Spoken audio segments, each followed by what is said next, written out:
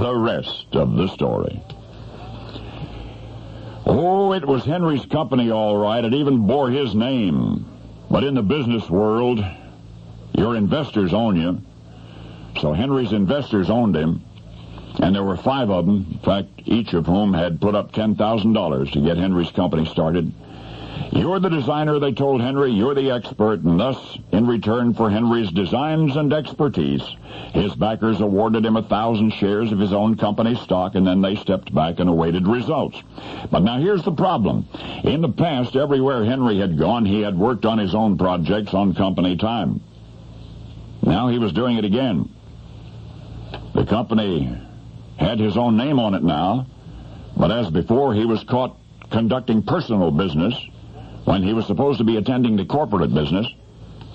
Henry's investors, concerned for the security of their investment, sought the advice of a much-respected local manufacturer named Leland.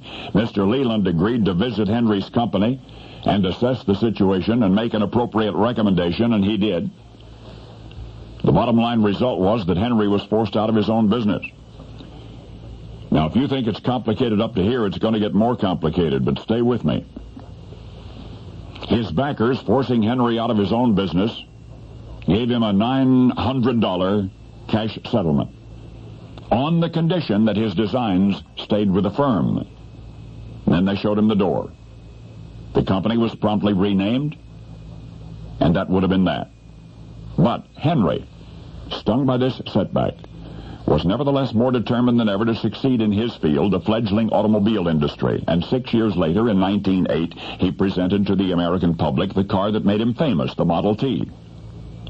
Yes, of course, Henry was Henry Ford, but this is the rest of the story. Ford's first automobile company, the Henry Ford Company, the one he lost in 1902, continued to operate based on Ford's own automotive blueprints. In other words, they kept making Ford cars, but they didn't call them Fords. One of the leading figures of that company was Mr. Leland, Henry Leland, the Detroit manufacturer who had helped to oust Ford in the first place. Leland eventually left the corporation and started one of his own, the Lincoln Motor Company. But late in 1921, the Lincoln Motor Company filed for bankruptcy. And nobody wanted to bid on the assets except... That's right.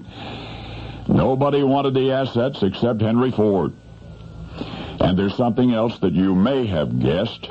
After acquiring the Lincoln Motor Company, Ford had its founder, Henry Leland, booted out.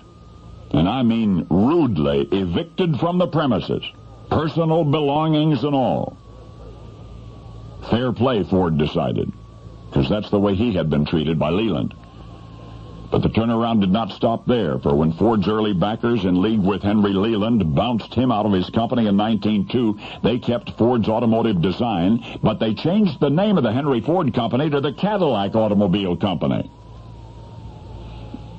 So now you see the most prestigious Ford product, the Lincoln, came from the man who built the first Cadillac. But the first Cadillac was really a Ford. And now you know the rest of the story.